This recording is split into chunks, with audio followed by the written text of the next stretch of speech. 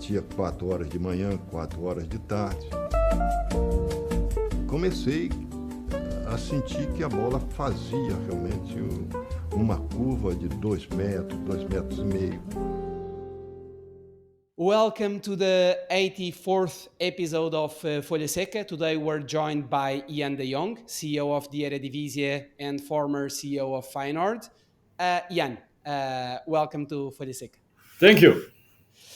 You arrived at Feyenoord from the Dutch public broadcaster NOS in November 2017 with the desire to professionalize the club and to bring it a phase further, even if the club was already in a great shape financially and sportingly.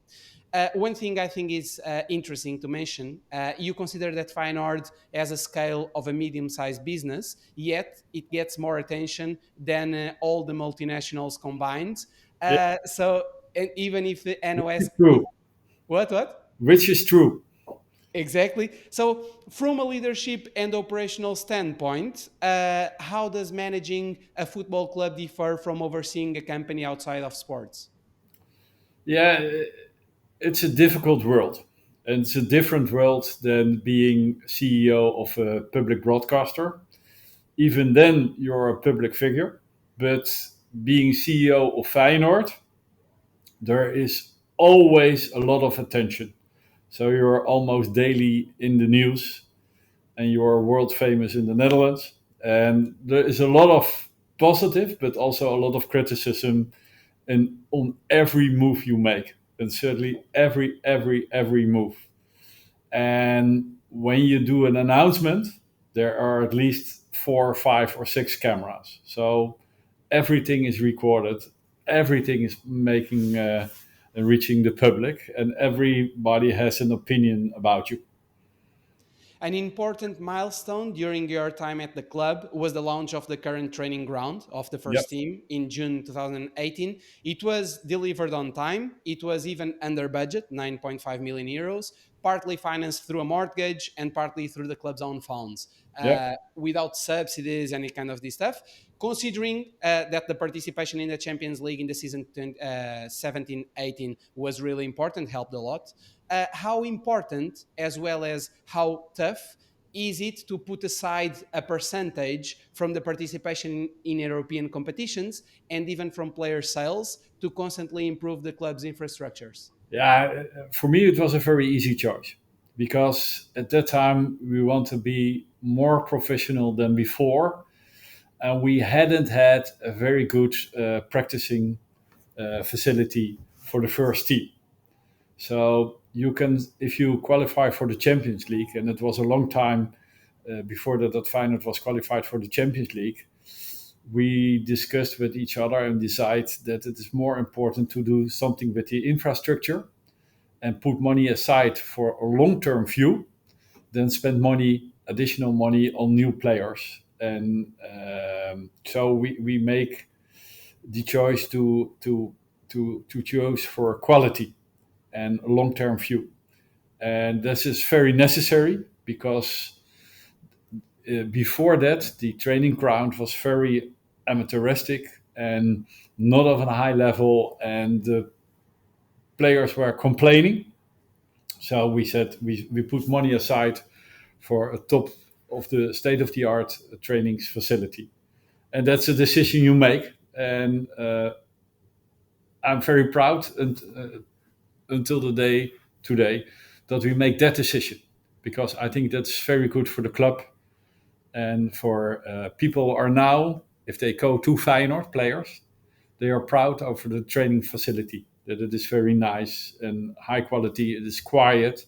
In the early days, it was direct next to the stadium and everybody could attend every practice, and there was no privacy for the players. And there was no room for technical discussions or for medical facilities. And now everything is in place. So I think that's one of the best decisions Feyenoord could make, is to have a high quality training performance center. And additionally, the launch of the new Varkenoord Youth Academy. Youth Academy I guess we could also say that it was a vital infrastructure.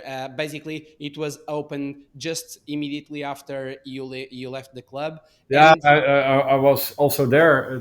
It was on time and within budget, which is very important. And we had the promises made to each other that at least 50% of the first squad, the players, are from the youth academy. So it's the aorta of the club. So you know that youth players in the Netherlands have a relatively high standard. We are well known of developing players. So to have also a facility for youth players is very, very important and is a lifeline for Feyenoord. So I'm proud that we have now a top practicing facility for the first team, but also a high quality youth academy. like Money well spent. exactly. In terms of infrastructures, on the other hand, when you arrived at the club, you thought that you arrived with the assumption that both at the club and also in the city as a whole, the new project stadium was already a kind of in the head of everybody.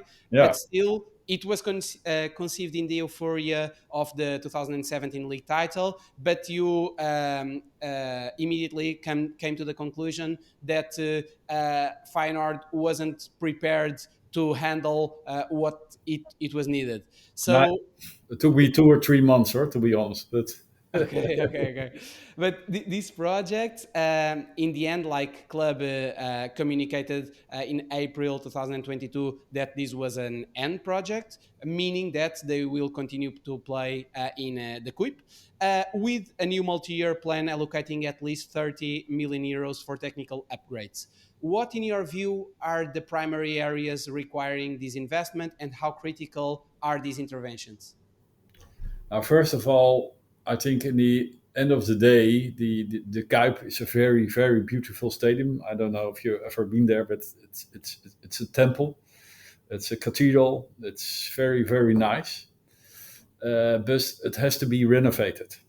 And the problem for Feyenoord was that at that time we were financial healthy, but not in the position to build a new stadium or to renovate the stadium. So we have to have a partner to finance the new stadium, and that was the an American bank, Goldman Sachs, who will help us. And they said we built 72 stadiums in the world, um, 12 in Europe and the rest in America. But we only did once renovation of an old stadium, and that was in Olympique Marseille. And that was the first time, but also the last time. So if you want a guarantee from us, you have to build a new stadium. But then we were facing the problem that the new stadium at that time was estimated around 440 million euros. And we had to find the finance. And it was not easy. And the end of the day, we didn't succeed to find the money. Secondly, at that time, nobody was willing to build it, not for that price. So at the end of the day, there was only one party who was willing to build the new stadium. And they said, we are not very happy or we're not very eager, but we think that we need at least 650 million to build the stadium. So what you see, there was no money for the new stadium, and the only one who wants to build it asked for more money. So in the end of the day, it was not reachable. It was simply not reachable, not by the knowledge we had at that time. And Feyenoord had to put a lot of effort to have a business model to earn a lot of money and bring in a lot of money per year to explore the exploitation of the stadium. But we get only a small part back of it. So we have a lot of efforts, a lot of risk, and at the end of the day, the finance upgrade for Feyenoord, the upside potential was only 25 million. And that was not even guaranteed. And at that time, I thought that risk is too high. So investing so much money and you get only a small return of investment, the risk was simply too high. Apart from you being proud of the infrastructures that we've already mentioned, the training complex, both for the first team and the youth team, you are also proud of the fact that in the 2017-2018 fiscal year, you reached the record turnover of near 100 million Yeah. euros. And it back then you were like, okay, this is like winning the lottery. And my question is, you were asked often about how to reduce the gap to Ajax and PSV, Yeah. and you mentioned lots of times that money of the Champions League money, even Europa League, but Champions League money was really important because the subsequent year you basically went from near 100 million euros to about 68 million. How The do you? difference is the cap of playing Champions League or not. Yes. Yeah. And now How? it is even bigger, the difference. If you play now, Feyenoord earned this year 70 million euros out of Champions League money. 70 million. That was the budget in 2019 for the entire season. And they only get it now from Champions League. And playing Champions League at this level with the new setup of the Champions League means that you have to play at least 5 or 6 years in the Eredivisie to get the same amount of money of 1 year playing in the Champions League. So that European club football and especially Champions League is very, very important for a club like Feyenoord and every single club in the Netherlands. And the problem we were facing that time was Feyenoord was only one-time Champions League in almost 20 years. So in 2017, Feyenoord became champion of the Netherlands. But the last time before, it was 1999. So this is a big gap. And in the years between, always PSV or Ajax were playing Champions League. And we had only one spot in the Champions League.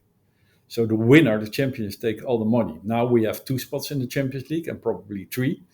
That makes a lot of difference. So playing Champions League is winning the jackpot in the Netherlands at that time. So our problem was if always the same club enters the Champions League, they get access to so much money.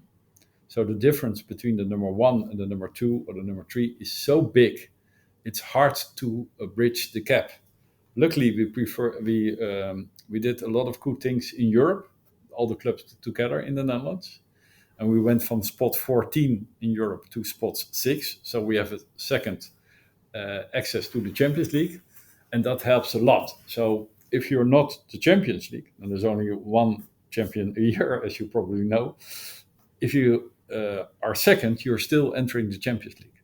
So you get a lot of access to a lot of money. So one of the problems we see in Europe right now is that playing Champions League or not playing Champions League makes such a difference. It's not very healthy anymore, Yeah. the difference. Considering the aspects that shaped your experience in pursuing even further success at Feyenoord, you identified 2 factors. First, you mentioned at some point that maybe there was a mismatch in leadership styles in the sense that your preference is to empower clubs professionals, but these may be contrasted a bit with their expectation of directive management. And second, you mentioned that 80% of your time was consumed by the construction projects we've just talked about, which restricted a bit your focus on internal operations. These appear to be the main barriers to full satisfaction as you perceive your strength to be rooted in internal organizational focus. Do you think adapting your leadership style to the club's culture is an area that could have been improved? Yeah, of course. I'm not. Uh, Not everything I do is the best a man can do. Even also me making mistakes. Don't you worry. But there was a misperception how many times I was involved with the things you just mentioned. All the the youth academy, the practicing facility for the first team, the stadium. I was always 80% of my time with construction questions, and I'm not a constructor myself. I'm not. That's not my background. And then you see there is also a little difference in culture between where I came from and Rotterdam. Um, and that's not a big problem, but I have a certain style of management, and they were not used to it. And also, what I was head of the public broadcaster in the Netherlands, and that organization NOS was at a higher professional level than Feyenoord regarding technology, regarding infrastructure, regarding ICT. It was at a different level. It's not better, a different level. So you had to develop a lot within Feyenoord. And that is the explanation, therefore, is that before, a couple of years before, Feyenoord faced really, really big financial problems. So it was very hard to keep your head up high and get into a financial sustainability position, which was not the case in, let's say, the year 2012. So the main focus was get financial healthy and prefer on the and make a good improvement on the pitch, win games. That's the essentially what football is all about. You have to win games. And when I entered, Feyenoord was the champions, and the expectations were very, very, very high. So the year after, we won the FA Cup, the Dutch FA Cup, and the Charity Shield. But it was not enough because the expectations were so high that we finally were champions. So people expected that you will be at least the next champions. So whatever you do as a CEO of a club, if you don't win, or if people think you don't win enough games, you're not good enough. If that is true or not, that's why how they judge you. And you have to be aware of it. When you enter a football, you can do nothing as a CEO, but if you win the games, everybody is in love with you and say you are the best president we have ever seen.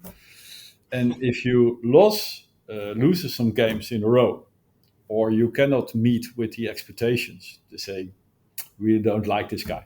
You're not good enough. We need another one. That's football. How can someone coming from such an excellence in terms of maybe management excellence organization as NOS, how can one deal with that? I mean, which ways have you came up to deal with this difference?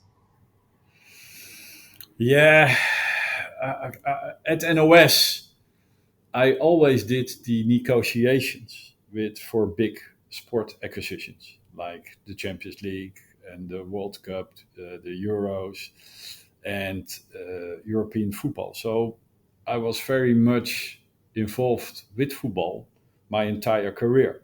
So I was aware of the situation. What I misjudged from my side is two things. That is, I thought the new stadium project was much further than it was. And I did not make the good judgment how far it was before I entered into Feyenoord. And I thought on a professional level that the quality of the players at that time was higher than it was, so that we will perform on a higher level than we did. But we had to compete with Ajax and Feyenoord. And Ajax at that time reached the semi-final of the UEFA Champions League.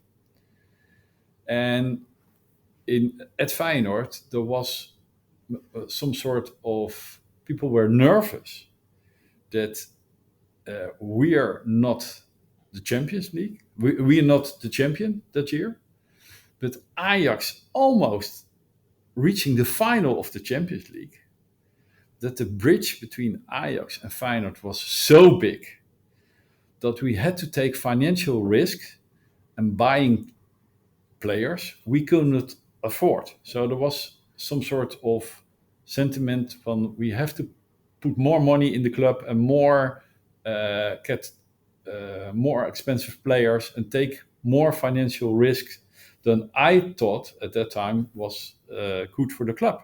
So I made the decision that for me, knowing that Feyenoord almost faced financial bankruptcy 10 years before, I don't want to go back to the same position as that. So I want to be sustainability. I want to have sustainability and said, okay, um, I are willing to take certain risk, but not putting the future of Feyenoord at stake. And what I say, yeah. And then sometimes the story ends, which, yeah. And talking about leadership, some lead by title and feel the Yeah. need to constantly assert authority, but your ideal leadership is quieter. Is that one in which people instinctively know who to turn to, someone who protects the team and earns trust? You even make space each day to pause, reflect, or have spontaneous conversations, Yes, stepping yes. back from the daily rush. Uh, People say you have an elephant's memory, but you credit that to reflection, to not rushing into the next meeting. And I think this captures much of your style: focus, patience, perspective. For you, it's important also to add this. Doing things well means choosing just a few priorities, not a big amount of tasks, of projects, and accept that they will take time. As you put it, you have to move, but you don't always have to sprint, right? Yeah, yes. There is an African saying: if you want to go fast, go alone. If you want to go far, go together. And I very much believe in that. And for me, I always put a lot of trust in people I work with. So I give them confidence and I give them responsibility. But in the end of the day, if there is a decision to be made, I'm always the guy to make decisions. I'm never afraid to make decisions. I'm very clear about it. But on the other hand, I don't have to take all the decisions. So I give a lot of responsibility to people in the organization. And they were not used to it. They were simply not used to it. At NOS, the public broadcaster, people were used to take responsibility and know what you expect from them, and they are quite capable of doing that. At Feyenoord, a lot of people were not used to that they get a lot of responsibility. They were always saying and looking at the CEO and what are you going to decide and what are you going to decide. And I'm not walking away from that, but I think in a healthy modern organization, not only the CEO, but also on other management level, people have to take responsibility. And if they have thought it very well and think it over, they can make a decision as well.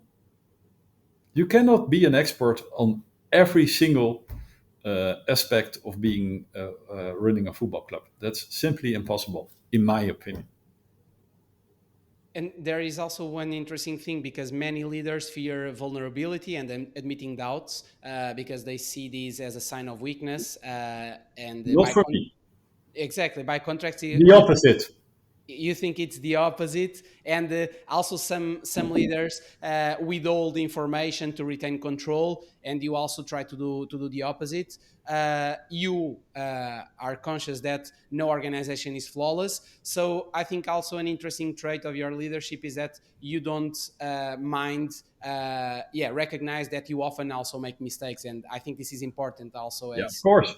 If somebody said that he is not making mistake, he's lying. But you only make no mistakes if you don't make decisions. If you make decisions and you make 100 decisions a day or even more, you make mistakes. But I always said it's not important that you make mistakes. If you only learn from it, it's okay. And if you think it's very over and you have had a lot of time in spending time to make the right decision, and in the end of the day, it isn't the right decision, yeah, shit happens. That's part of life. The thing is that as of today, people see leaders, or they try to perceive leaders. It seems that they must be this kind of, as you say, all-knowing oracle, right? Yeah, And perfect. They have to be perfect. Yeah. exactly. But And I'm pretty close to perfect. No, no, no, just joking. But yeah, you have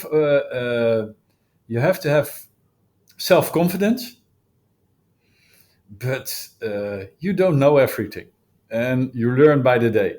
Every day when I drive home, I thought, yes, what did I learn today, and what did I do wrong today? And admit that you do something wrong every day. It's not a problem. I tried to give people self confidence that you can make mistakes. If you don't do it on purpose and you did your best efforts, you can make mistakes. I think this open culture, it would be also the first step to improve yourself, right? Because you need to Yeah. acknowledge it and share the best practices. Yeah, I always tried to have an open door policy. So if people have facing problems, whether it's at work or in their private situation, they can walk in and we can discuss it. So I want to be an open person who you can touch and in contact with, and where you can speak to and where you feel safe. And in the other hand, when the shit hits the fan and the problems are very big, I always stood up in front of the troops and said, okay, I'm your leader. I'm trying to help you. And I try to save the organization or go into a fight with whoever is necessary. So you can be both. So when you need the leadership, do it, but not all the time. And I learned a lot of, of coaches in football who is always saying, yeah, I don't have to be in front of the team every single day, every single minute, and give them advice every single second. But when it needed, I be there. So give them a lot of support, give them a lot of freedom, give them a lot of freedom to act. But when it is necessary, you have to be the captain and in front of the team and say, okay, this is the direction we go. This is the decision I made. But you can, yeah, combine the two, in my opinion. And an additional trait of yours is your ease with confrontation. You don't shy away from difficult conversations, nor are you concerned with being liked. You draw a clear line between what someone does and who they are. Yeah. If someone is good, if someone makes sharp commentaries, if they are smart, you'll always try to support them, even if they challenge you. You Yeah, actually or don't like me. If they don't like me, but they're still very good at the job, it's not a problem for me. It's not nothing personal, never.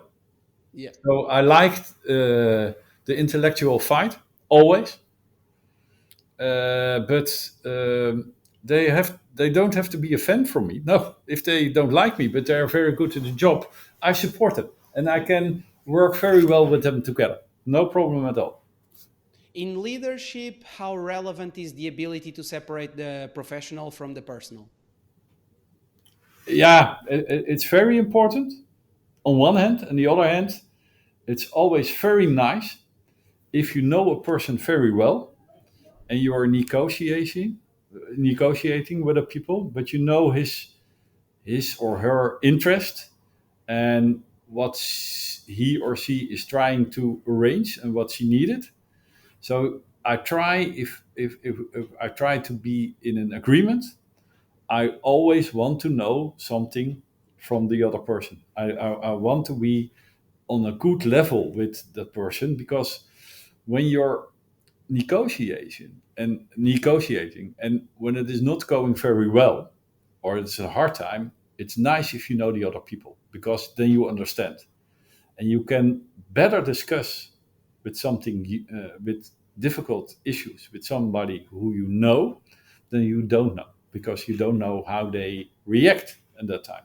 And I'm always interested in another person, and I want to know which or what motivates him. So I want to know the background of people. I want to analyze them. I want to see what matters to them, what they are involved with, so I can help them with solving the problem. I'm always saying negotiation is not heart to heart.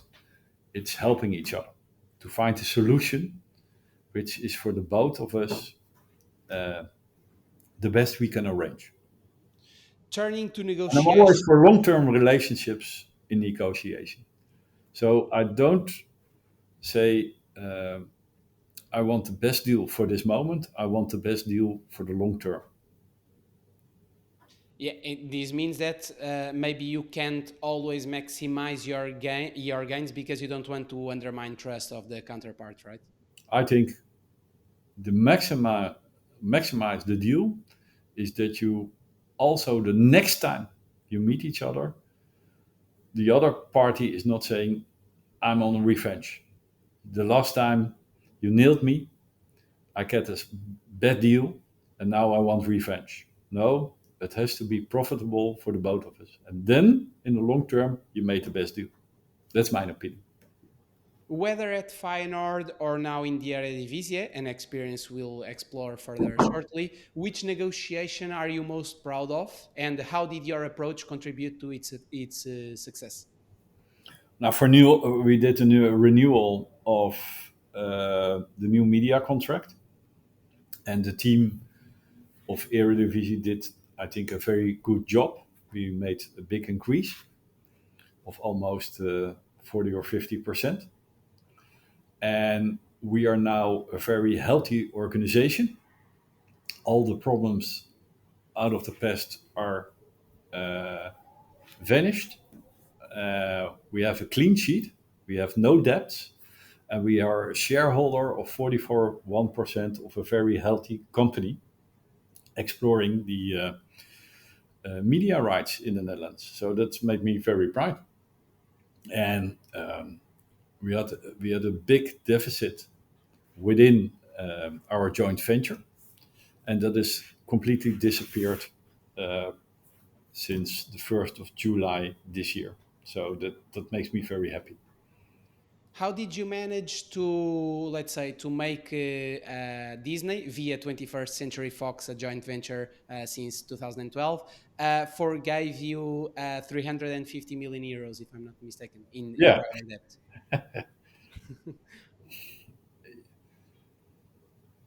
For us, that was the most important issue. First of all, it's an honor to work with the biggest media company in the world, the Walt Disney Company. And we have a very strange situation in the Netherlands, where where we don't have a high pay TV model as we used in England or France, and people are not used to pay a lot of money for watching football.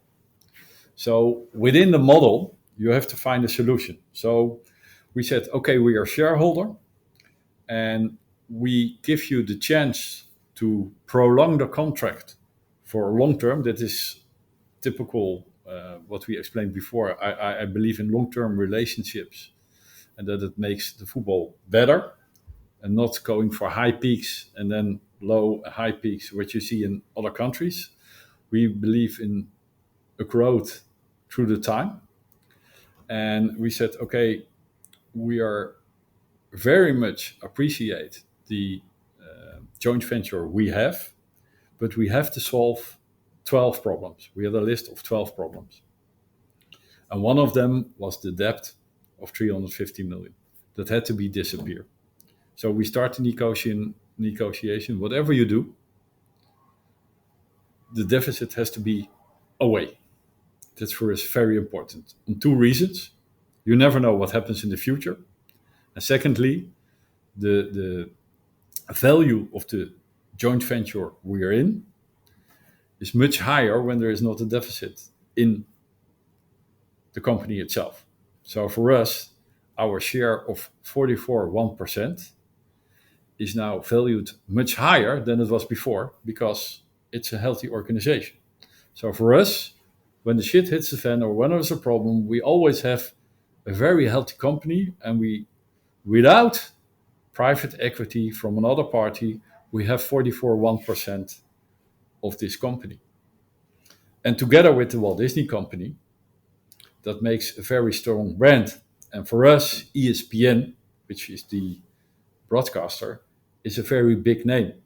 And every day we learn a lot from, let us say, the Disneyfication of the world.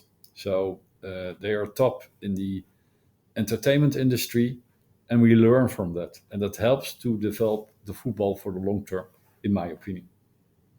This seems like an amazing deal because, as you were mentioning, like the domestic broadcast rights reportedly fell, for instance, around 18% in the Belgian Pro League and Yeah, 25% in yeah. French Ligue 1. My question is, as far as I know, but correct, let me know if I'm wrong, but Disney, they wanted a 10-year agreement. Still, you pushed back for a 5-year agreement. How does this combine with this long-term No, that's not correct. You're very well informed. So I'm make a deep bow for you that you know very well the Dutch, but this is not correct. Okay. We were also in favor for a 10-year deal.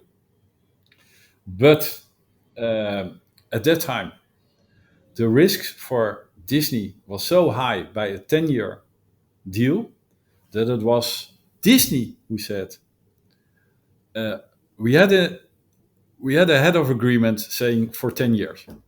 But Disney had to go back to America, to the head office, and we had to go back to the clubs. We, as clubs, decided it's okay. Disney had to come back and say, now the 10-year deal, the risk for us with everything which is in place is too high. So do you also want to do a 5-year deal? And we said, okay, but under this and this and this condition, we also accept a 5-year deal. Okay. But if you know me, and by now you do, because you know more of me than I know myself, we were in favor of a 10-year deal. Okay, that's clear. And after more than 24 years at the NOS, Yeah, 25 almost. Yeah. almost 25, you bring a notably healthy perspective on the press. So you don't see them, of course, as an enemy, but as a partner that needs to be embraced. Yeah. That said, you seem especially well prepared to put into practice your belief that the press should be critical, as you demonstrated at Feyenoord by insisting the club's doors and windows were wide open to the press. Whether at a Feyenoord or now at the Eredivisie, how important do you consider your close relationship with the media? Very important because the football, also in the Dutch society, is one of the most important things to people. In the Netherlands, we have a population of 17 million, 17 million people, and 11 million people are interested in football. And they spend at least 10 hours a week on football, talking about football, watching football, attending games, everything. So the football is so important to people. So try to inform them very well. Because there is a lot of things told in the press which are not true or not completely true or misunderstood. So I always said, try to explain what you are doing. Always try to explain what you do. And they can believe you or not believe you, but be open and tell what you're doing. And they may judge if you do a good job or a bad job, or they believe you or don't believe you. That's not important. But tell them. Because if you don't tell them and the doors are closed, they are writing stories you don't like, or which are false or not true or a misperception. So be open and try to explain. On the other hand, what you see is that clubs which are willing to tell a story not always get enough space in media to tell their story. So, up to the day, clubs say, okay, we bring our own story by their own media. And now what you see is that the traditional media facing a hard time knowing that clubs have their own channels to reach the public. So there is some sort of competition between club owned media and the other media. And I say there has to be a good, stable relationship between the both of them. So still invite the press, try to explain what you did. One of the mistakes I made at Feyenoord was that at NOS I had a very open relation with the press. And every 2 or 3 months, I invited the press in to just explain what we were doing. With the knowledge I have today, I said I should have done the same at Feyenoord. But people who worked very long at the clubs, no, don't do it, because everything you say, you will always say, yeah, at that time you say this and you promised this. But with the knowledge I have today, I would have an open press meeting every few months to explain what we're doing, and not with the aim to have the headlights, the highlights the next day or in the press this, but just to inform them so that they can do their job better than they did. And with my background, that's, I think, very logic to try to inform journalists and get a higher quality than just to be silent. And also to manage maybe supporters' expectations, no? Yeah, but that's very hard in football, because what I always say, we have 18 clubs in the Eredivisie. If they do all well, which is possible, they do all well, and the organization is better than the year before. They are healthier, financial healthier. They are sold more season tickets. Still, at least 2 clubs are for relegation, and most of the time it's 3. Always, the natural reflex is they failed. They didn't do a good job because. But in football, at least 2, and most of the time 3, relegation. And every single year, you start at 0 points. And in business or in the normal world, you always have what's behind you, you bring it to the future. In football, it isn't. When the season starts, you all begin at 0 and you have a completely new start. And people are not, or clubs are not very open that there is a chance that they will relegate this year, knowing their budget, knowing their place, but always saying, we believe there will be a very good season, and we have a high quality of the team, and we believe in the coach. But be open and be realistic. And you cannot always win. But if you tell the really story, the really story, what is really important, they always say, you're not ambitious enough, or you have to win, or you have to say that you want to be the Champions League. Of course, everybody wants to be the champion, but it's not very realistic. In the Netherlands, only 2, 3, maybe 4 teams can be the champions. The others not. That's the system, and it's the same with you in your country.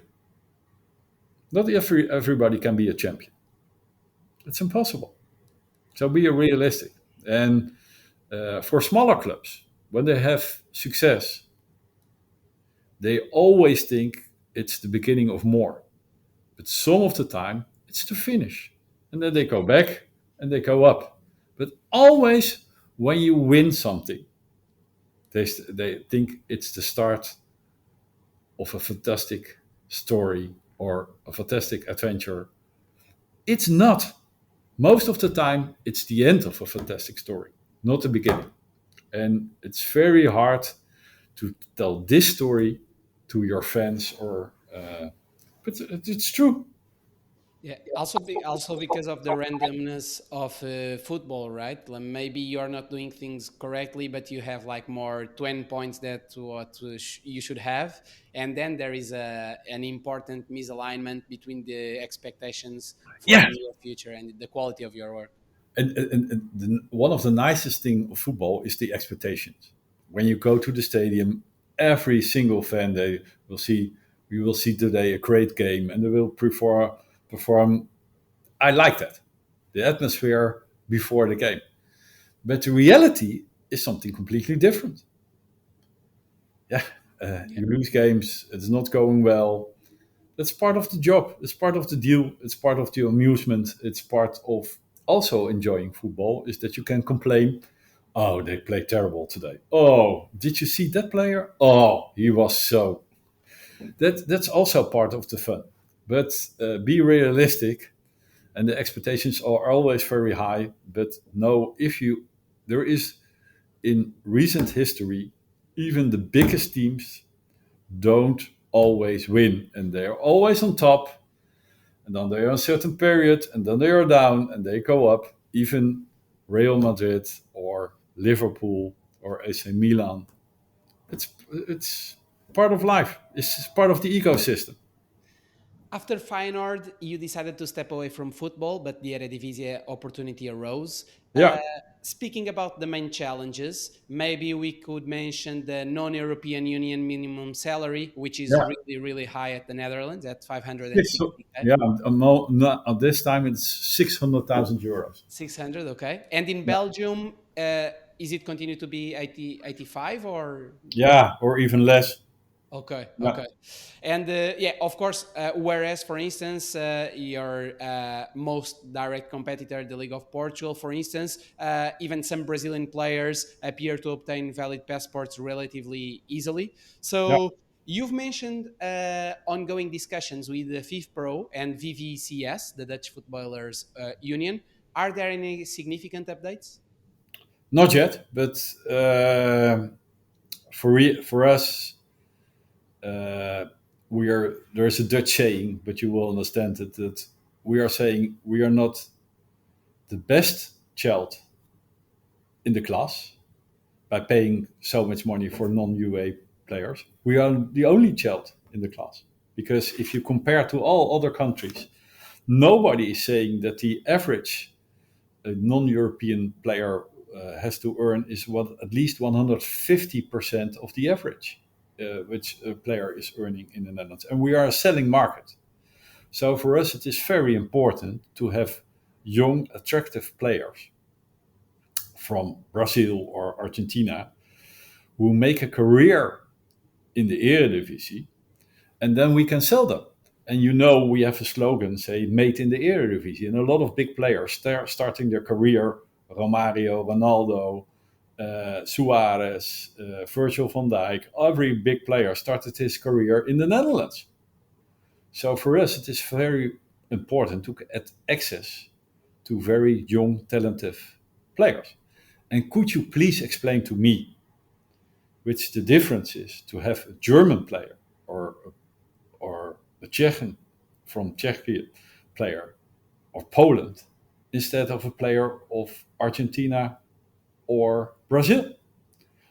At this time, already 50% of the playing in the Eredivisie is not a Dutch player, but it's from abroad. So for us, we have to have the high quality of players. And we are willing to talk that there is only a certain amount of players from outside the EU. So not unlimited like in Belgium. So for a club, we willing to accept it's only 5 per club or for the league in total. But I think that's one of the big challenges for next year to find a solution with the FIFPro and VVCS and saying, guys, which problem are we solving with a non-use salary of 600,000 euros in the Netherlands? We're not helping the quality of Dutch football. And that's what we really feel. And clubs in the Netherlands said we want to have the 6th position on UEFA coefficient. And they say the main problem for us to keep on that spot is the non-EU salaries. Yeah. Because what we see is that Belgian clubs, Swedish clubs, every other country in Europe are more successful to get good, talented players outside of Europe to their competition.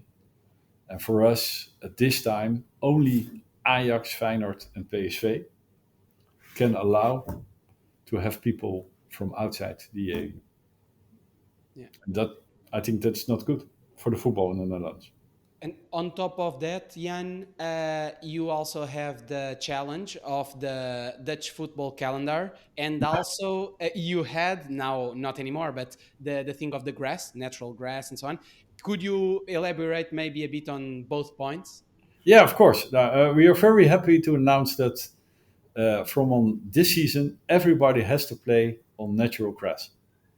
When I started at the Eredivisie, and that is not my, but there were 6 teams out of 18 playing on artificial grass.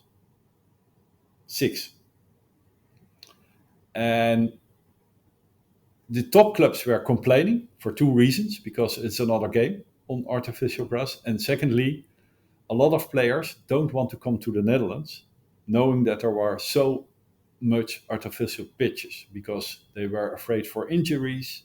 And they say, yeah, football is played on natural grass and not on artificial grass. So we had not a very good position for getting people here. So we decided together, we are making a plan that everybody has to play on grass.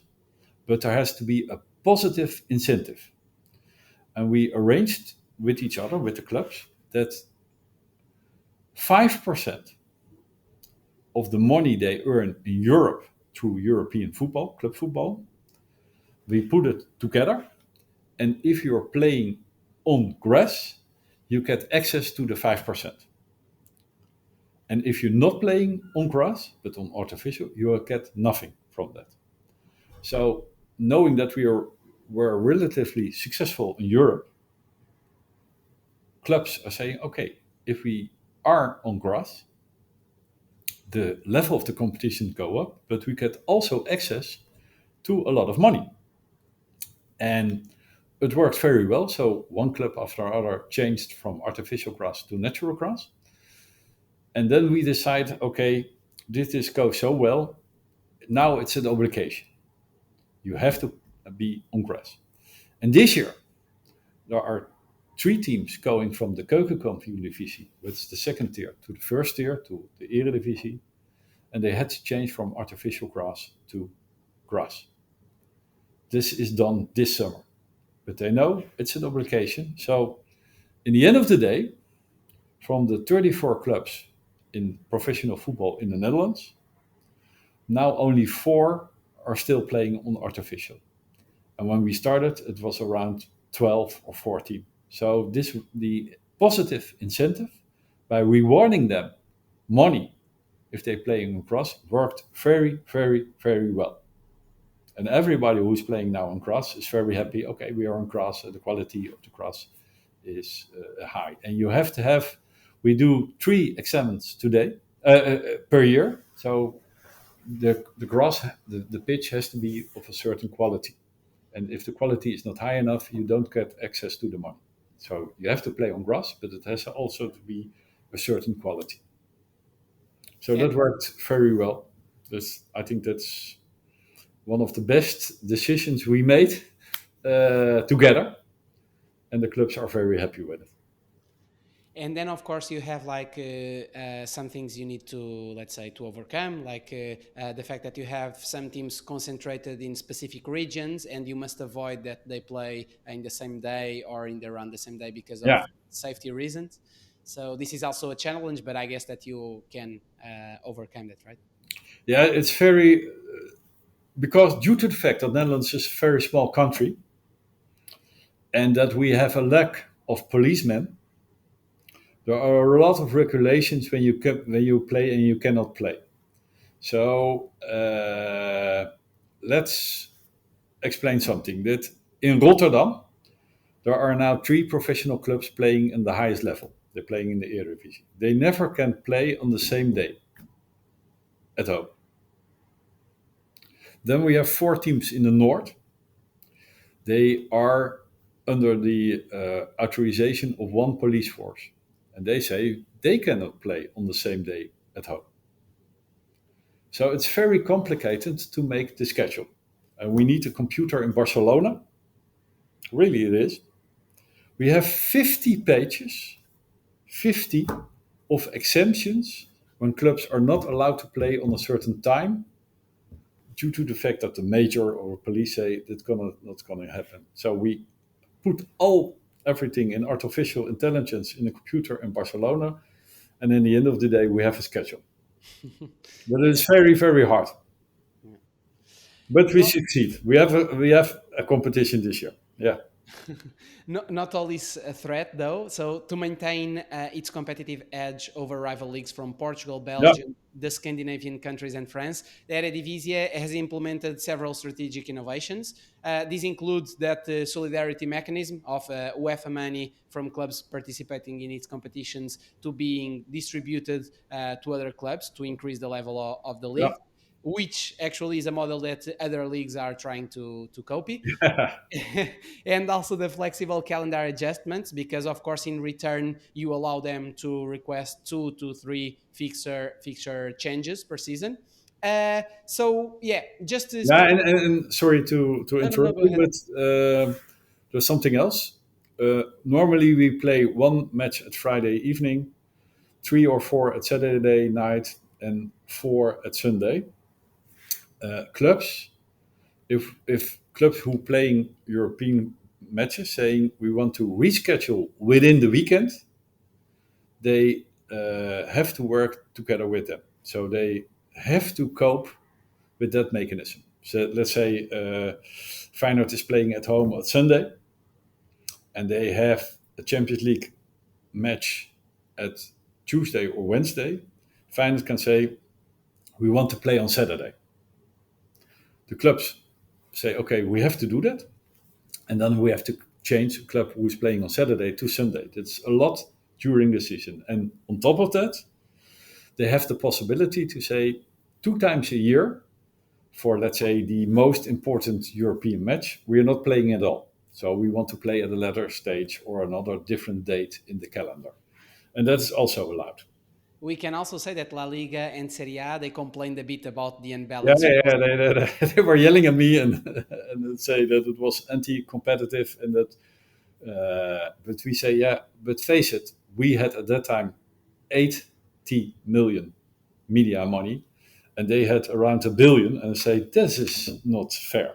So if you give us a part of your money, Yeah. we skip immediately this, and you have 55 million people living in your country, and we only 17. So if you say it's not fair, at least there is not a financial fair play. Yeah, of course. Since your ambition, as you already mentioned throughout our conversation, is to position Eredivisie as the Europe's sixth league, Yeah, what which is very hard. but what would you say is the Eredivisie and the Dutch market, their unique edge to achieve and sustain that ambition? I hope that we still can bring very youth, talented Dutch player, which have a high quality, and that the um, competitive balance within the Eredivisie is of a certain level that even when a club reaches the Conference League, the quality of the team is that at that level that he can gain a lot of points, which are very important. And what you saw last year, we hadn't had a team in the Conference League. And by where we were at the 14th spot, and we went to 8, and finally at the 6th spot, and we earned a lot of points in the Conference League. So with the market we have to be open and realistic that we don't stay 6th by knowing that we get a lot of points in the Champions League, but we had to gain points in Europa League and Conference League. So if we do our job very properly, the teams will qualify for Europa League and Conference League. They have to be at a certain level and quality as well, because they are responsible for gaining a lot of money, so that a lot of points, so that we can stay in the 6th spot. And so you have to have more competitive balance within the league. And on the other hand, you take pride in leading by example through solidarity, allocating 15% of total revenues, around 19 million euros annually, to the Dutch second division, well above its market value. And you say that this is no mere altruism. It mitigates financial shocks and helps prevent club collapses after relegation. So, yeah, how important is it? And if this is still the values, or if it has changed anything, and if there are any additional financial support mechanisms for clubs relegated to second division. Yeah, first of all, I told you that the last couple of years, almost every single time, 3 teams per year relegated. So in the last 5 years, there were 15 different teams participating in the Eredivisie, in the highest level. That means that also 15 teams go back to the second tier. The difference between the first tier and the second tier is enormous. So by supporting them you get some form of sustainability and also some sort of quality in your second tier. Knowing that a lot of teams go up and a lot of teams go down, the teams do go down, you don't want that they go bankruptcy. Thus the solidarity is something that almost every single club realizes, that they can be relegated as well. But because only 6 or 7 teams are quite certain that they will not relegate, but all the other teams, if they have a bad year or a bad season, they can relegate. So there's a lot of solidarity knowing, I can be the next one who is in the second tier. So that helps the entire thing. And then we decided not only to do 15% of our media income to the second tier, but also 15% of the non-participating clubs' money, the NPC money out of Europe. And we had a hard fight at UEFA to realize that also 50% of the NPC money, we are allowed to give that to the second club tiers. So have to have a sort of form of solidarity. No, that's pretty interesting. And with regards to centralized professional league structure, because in 2018 you recall all clubs endorsing the move towards it by 2020. Yet along the way, it seems that Ajax and Feyenoord raised some concerns. Yeah. Could you detail a bit what's delaying the project and how you see it evolving? Yeah, I think that we are working towards one organization, which is so completely is something else than one identity or one entity, not an identity or an entity by law. So we will be one organization, but we have 2 structures. And the problem from Ajax and Feyenoord was that they say if the second tier has the same weight and possibility to vote, they will always vote against Ajax and Feyenoord. So they say we are for one organization, but there has to be still one league. And now the second tier moved in this building, and we are working towards one organization. But there will be a separation between de Eredivisie en de Keukenkampioen-divisie. So the most important decisions which only be for the second division will still be made in the second division, but the most important in the Eredivisie will still be made in the Eredivisie. But you refer to a very important thing in the 18th of June 2021. We decided to move to one league. We made at that day 25 decisions. And we implemented 24 of those decisions by now. 24. The only decision we didn't make is to be one identity or one by law.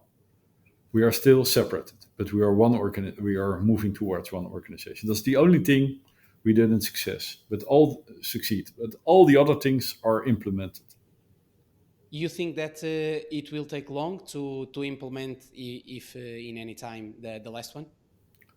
Not being one organization, the other one, yes, because everybody has to be unanimously saying we are for. And if only one club is against, it will not happen, because you go from one point to another and everybody has to agree on. And the important thing is that they have to bring, now they all said, Eredivisie, you have access to our media rights, unlimited and for an unlimited time. But if you go to another identity, they have to decide if they want to do that again. And there we have a risk, because then they say, no, we do it only for 3 years or 5 years. You can point out the discussion. So for us, going to one organization is okay, it's fine. And the other one is something on the horizon, and we will see if in the end of the day, when I'm retired and an old man, if it is succeeded or not. And between 2019 and 2021, talks of a Beneliga between Eredivisie and the Belgian Pro League gained momentum. I guess we could say that, culminating in an anonymous Belgian vote in early 2021. Supporting the cross-border league. Yet, in 2022, leading Dutch clubs such as Ajax, Feyenoord and PSV withdrew from the negotiations, putting an end to further developments. Wouldn't such a league help make Dutch football sportingly and financially stronger? There were two main problems. UEFA said it's allowed, but you still have to have a Dutch competition and a Belgian competition. And for Dutch clubs, the Beneliga was at that time interesting because we had only one spot to the Champions League. And by the original thoughts was, if we combine the two, it's possible that more than one club get access to the Champions League through the Beneliga. But UEFA said, no.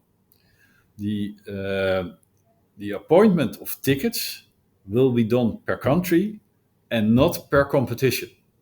So at the end of the day, if there was a playoff in the Beneliga and Ajax was number 1 and Feyenoord was number 2 and PSV was number 3 and Club Brugge was number 4, the Champions League ticket of Belgium will still go to the number 4.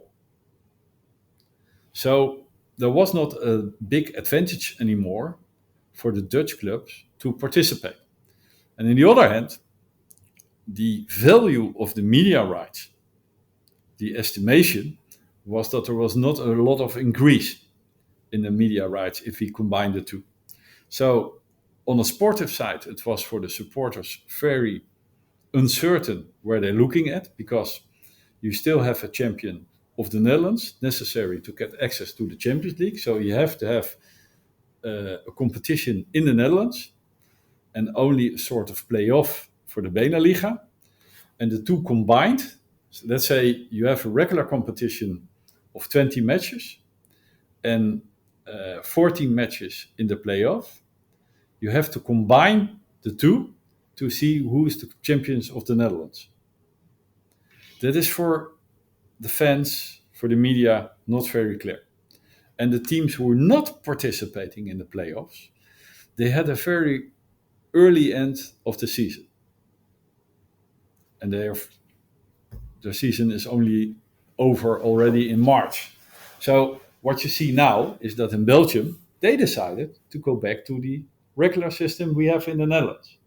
So the cross-border was in the beginning a very good idea to develop and see if we can access to more money in media and more better spots in European club football. But in the end of the day, it turned out that UEFA said, no, you can have cross-border competitions, but only under this, and this condition.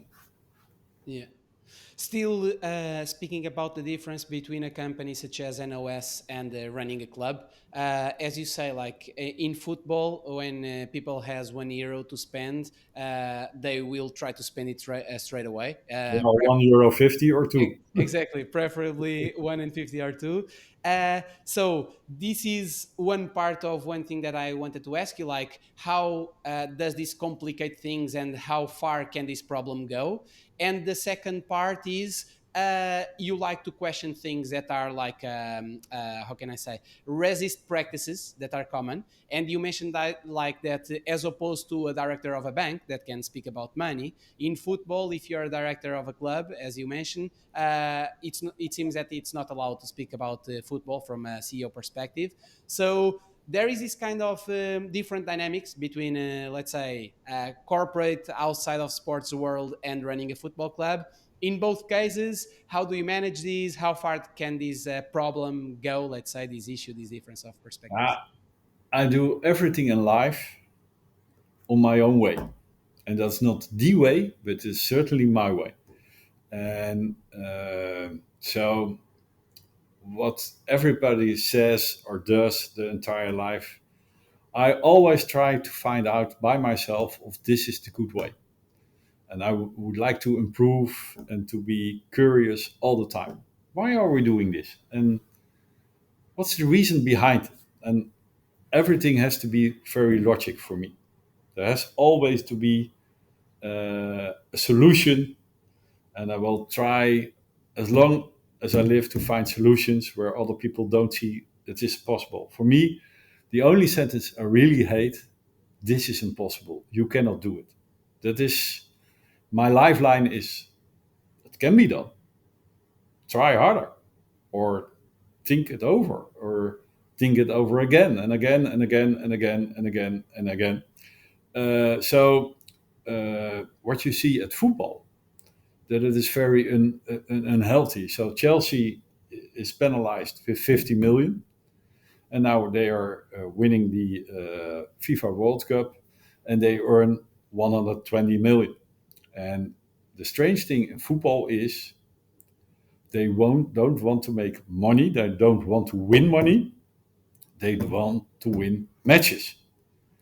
And if you want to go to a long-term strategy, we have to look at American sports, which they realize very much that they not only being a sports club, but also entertainment.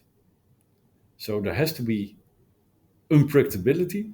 Not everything must be predictable, and you have to do it together. Together, you are football. And now they're fighting each other. And I always use this example. Barcelona and Real Madrid in the early 90s, they had a budget of 100 million. And it goes very fast to 200, 300, 400, 600, or 1 billion. And we had COVID-19. And after 3 weeks, they were complaining and they say, we are almost financial bankrupt due to COVID. And what you see is that the clubs get bigger and bigger, but they got not financial healthier. They are simply spending more money on players. So the risk grows and grows and grows. And for me, I think, and I will not succeed in that, or because I'm not naive, but at the end of the day, there has to be more financial sustainability within football. You we Otherwise, every what you see in every single country, they all think that football is a casino. If you have enough money and you bring it in, you will always win. That's not the case. Luckily, Yeah. be healthy. I think it can be well understood already from this conversation, but you love solving problems. The bigger the problem, the more you enjoy looking at it. Yeah, somebody While to do it. and while many approach complex challenges alone, you prefer to bring it to the team together so that your idea can even improve.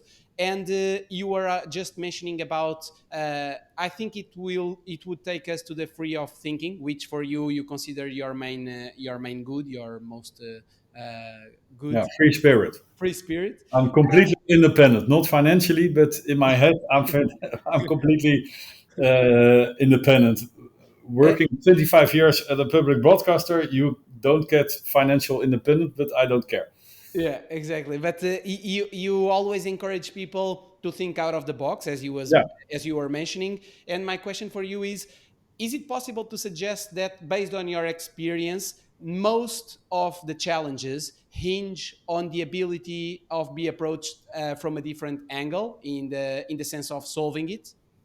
yeah. Most of the problems cannot be solved in the same area where they created. So you have to think out of the box, and it's fun to think out of the box. And it's always seeing where is the solution, what can I do, and I really really like that the challenge, and especially when clubs are not finding each other on an issue.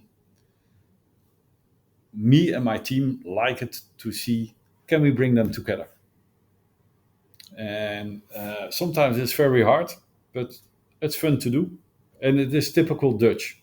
I think that we like to work in that way. We And call there, it polderen, so bringing people together who have not the same goal and not the same ideas, but see if there is something in the middle what suits both of the parties. under pressure, many default to survival mode, many leaders, often in your view, the wrong one, whereas you naturally shift to problem solving. At times, you've already anticipated the solution before the issue arises. Still, you've learned that people only truly align once they reach the insight themselves and internalize it, Yeah, which calls for patience, of course, and gentle persuasion. You've said that that's probably your main pitfall, right? Like sometimes moving too fast and losing yeah, people along the way. yeah, that's true, and it still is. And which strategies do you try to come up to try to overcome this? A lot of times to be silent and wait if I'm used to get the word and explain and say this is the solution. But sometimes I put the puzzle on the table and invite them to do it themselves. And I like to coach it and to help them, but not saying how to do it. Sometimes you have to learn to be patient. And it's hard, it's not by nature, but I'm getting old and gray, so I'm earning, but still, I think that sometimes I want to go too fast. Yeah, You were mentioning FIFA Club World Cup, and in your view, it's clear that this is FIFA's response to UEFA's rise, as we know. FIFA was once dominant with the FIFA yeah, World Cup, and they saw UEFA grow far more powerful through competitions like Champions League, Europa League, Nations yeah, League, Conference League, also the expansion of the national teams in the European Championship. So basically, FIFA took advantage of key clubs occupied with the Super League, an attack on the Champions League, and invited top teams to launch this long term, high price competition. Despite your criticisms, do you see any positive aspects in it? yeah, yeah. Of course, and now I'm not judging too early. That this maybe that's misunderstood. I'm always thinking, yeah, let's give it a try, and not. I'm not being the judge of it as a success. The viewers and the fans are the judge. They decide if they like the taste of a World Cup for teams, not me. And I think it's very good for teams like out of Brazilian to compete with top teams in Europe or from Asia. I think the tournament is a little bit long and a lot of teams, but it's fine. Let decide. My problem is and I know that there is a relatively success in South America, North America, Asia, and Middle East with this tournament in media rights, and people are willing to view. I see another problem, and that is people expected with the new Champions League format and this new format for the World Cup that there will be new and additional money from media companies like Netflix or Apple TV to enter the market. And what we see on this moment, there is not a lot of new money. So there is a redistribution of money. So if we have more games and more tournaments, there will be a form of cannibalization within the football itself. So I myself don't have a problem with new ideas or new tournaments as long as you see that there is new money bringing into the football market. But what I see in the moment, and you already mentioned that there's a decrease of media rights in certain countries in Europe due to the fact that the Champions League is growing bigger and bigger, and to do something with the value of national competitions. That's the main problem. That should be the concern of FIFA, UEFA, and every single league and every single club. Are we doing the right thing? Because if we invented more new tournaments and more matches, and there is not a lot of additional new money, which problem are we solving? It's only redistribution and cannibalization. And I think in the end of the day, that don't bring us any further.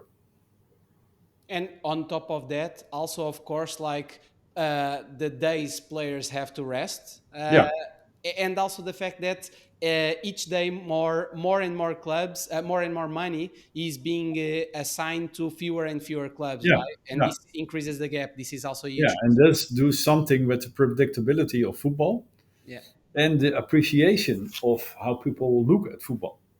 Therefore, I say look at the American market. You can say from everything, but they see it as entertainment and a sporting business. yeah. And I like the combination. Actually, there was a study, a research of Maimone and Yasseri in 2021 that actually showed that based on 11 major leagues that football is now more predictable, which is also a huge concern now Yeah, to all the leagues. yeah. Let's look to Germany when Bayern Munich is 11 times in a row champion. Yeah, Yeah, exactly. And just before asking you for a suggestion of content of related with sports management or football, like a book, a series, or a documentary, a movie. Just before that, I just have a couple of questions to make you. Like for instance, I think that not all, but a lot of what we've been speaking about, it all comes down to people, right? And you emphasize this point lots of time. So, in which kind of hiring processes do you like to be directly involved, if any? And yeah, what would be the main aspects you want to evaluate when you are in those processes?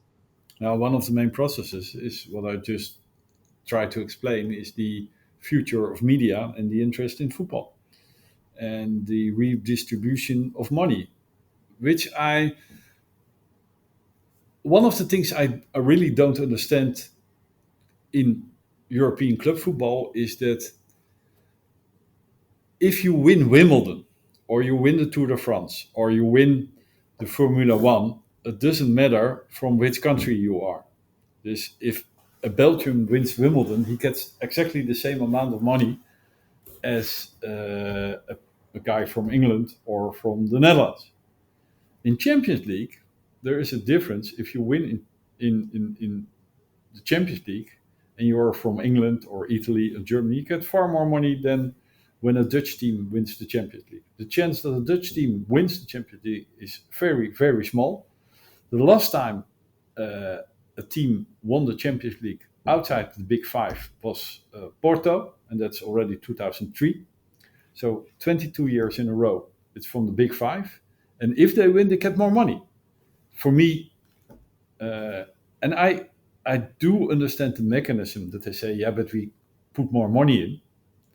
So clubs from our country have to earn more money than from other countries. But it's exactly the same with other sports. The BBC paid more money for Wimbledon than every other country, and still, if Andy Murray win the Wimbledon, he gets not more money than a Dutch guy or than Federer wins the Wimbledon. So, to have more competitive balance and long-term strategy, I would say it's fair. If you win, you get always exactly the same money, no matter from which country you are. And then there has to be a healthier redistribution between Champions League, Europa League, and Conference League within. That's for me one of the main topics in the future. Just by curiosity, Jan, Champions League of Porto was 2004. Yeah, against Monaco, 3-0. Yeah, exactly. 2003 was the Yeah, I know. I level. have it. Yeah, and it was at Schalke, 3-0 Yeah, against Monaco. yeah. With Mourinho as coach. Exactly. Before just moving to Chelsea. And the last question about Eredivisie is Dutch football has been long been criticized for slow decision making and club self-interest. Yet you argue this has changed, pointing to recent milestones. We spoke about new TV right deals, broadcast deal, sponsorship of Dutch charity lottery, which is one of the biggest of this kind in Dutch football, and also the creation of the league board, all approved unanimously. The new structure, including directors from KNVB, Eredivisie Divisions Commission, in your view, it has fostered more direct communication, greater club involvement. What exactly do you mean when you say that clubs now have more control? Now that in the early days, it was you had the Eredivisie, and they did the collective selling of media rights, but they were not in control of the competition itself. Through the competitiebestuur, what you just mentioned, Eredivisie and the clubs are now in control of their own competition. So there cannot be a decision about the Eredivisie when the CEO of the Eredivisie is not agree on the issue. Now it's me, but in the near future, when there is another CEO, the CEO has to agree on certain topics, otherwise it will not happen. That's the difference. That's a big step. Yeah. Also to for the benefit of Dutch football, right? Like Yeah, decisions much faster and this kind of stuff. yeah, certainly is. Yeah. Yeah. So to wrap up our conversation on a high note, is there any, again, book, film, documentary series you'd like to recommend to those watching or listening? Yeah. In the Name of the Rose from Umberto Eco. If you read that book, you learn a lot about life. Yeah. And the most in that book, the most interesting books are kept secret, and you don't get access to it. But if you want to develop, you have to have access to the most exciting and interesting books in life. So that's my lifeline. Read Is, that book. is there any metaphor in that book that you can link not only to life, but also indirectly to football? Is there anything that comes to your mind?